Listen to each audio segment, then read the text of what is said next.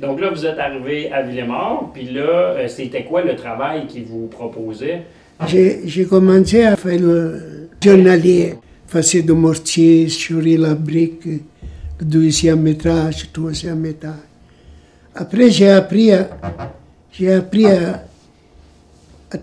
faire le briqueteur.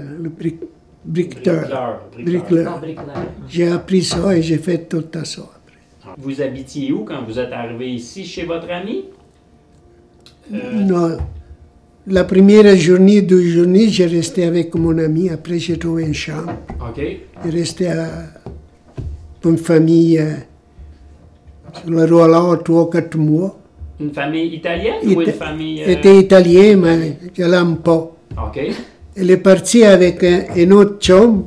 Elle était partie avec un Français, une famille française, sur la rue Beaulieu, presque Joli Cœur. Elle est restée couple d'années, un an avec mon ami. Après est arrivée ma femme. Mon ami est parti et ma femme est restée là. Vous avez gardé l'appartement pour accueillir votre famille? Ouais, c'est une chambre. Une parce chambre? Il vivait avec une famille québécoise. OK. De Villemort. C'était quoi le nom de cette famille-là? Fortier. Fortier. OK, parfait. Des fois que ça aurait pu tomber sur ma famille. Donc, ils vous ont beaucoup aidé. Là, oh, certain. Tu avais la petite fille. Tu avais une petite fille à 3 ans et demi. Elle a commencé à travailler, c'est elle qui l'a gardée. Adam et moi parlaient français. OK. Parlait français bien. Ah ben. Et nous autres, ça fait 60 ans de parler pas français. Ben, votre français, il est très bon, là. Vous sous-estimez. On dit qu'il était dur à apprendre bien la langue. Parce que tu arrives chez vous à parler italien. Tu vas travailler, travailler plus avec l'italien. Tu allais à la banque à parler italien. Tu vas à la grosserie à parler italien. Dans les rues, on a des amis à parler d'italien. C'était dur à apprendre une langue pour nous. Spécialement, surtout à un certain état.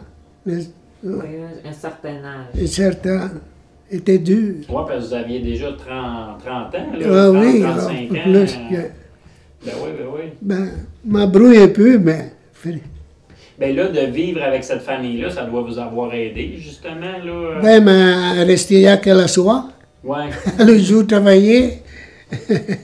Donc là, comme chambreur, ils vous servaient les repas aussi, comme le soir, vous alliez manger avec la famille? Puis non, c'était seulement la chambre. C'est nous autres, et que la chambre, c'est nous autres qui faisions manger. À la même cuisine, c'est nous autres.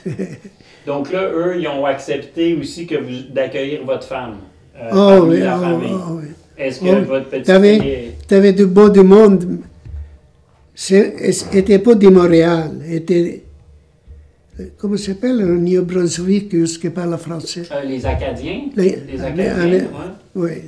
T'es des Canadiens.